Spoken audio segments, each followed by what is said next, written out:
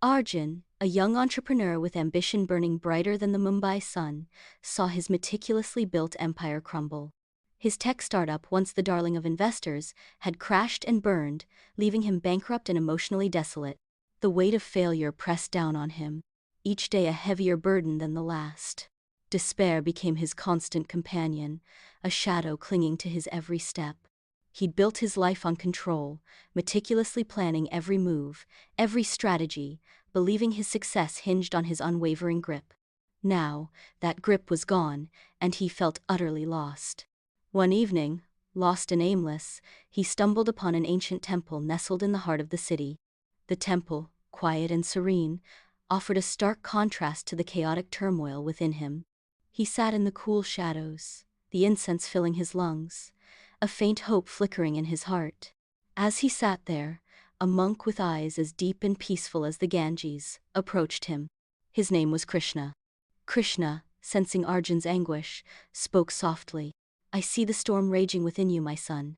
Tell me, what troubles your heart?" Arjun poured out his woes, his voice choked with despair, detailing his failures and his sense of utter helplessness. Krishna listened patiently, his gaze unwavering, offering no judgment, only compassion. When Arjun was finished, Krishna smiled gently. "The illusion of control, my son, is the root of much suffering. You believed your happiness depended on your ability to control every aspect of your life. But true peace lies not in control, but in surrender. Abandon all varieties of fear and surrender unto me. I will protect you." He quoted ancient scriptures, explaining that clinging to outcomes created suffering, while faith in a higher power brought inner peace. Arjun, initially resistant, began to consider Krishna's words. The relentless struggle for control had only brought him misery. He started small, praying each morning, meditating in the evenings.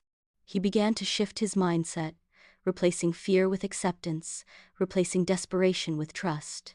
He didn't try to force outcomes or regain his lost fortune through frantic activity. Instead, he simply lived each day, guided by faith. Surprisingly, opportunities began to emerge. An old contact offered a small consulting job, a chance to use his skills in a new context.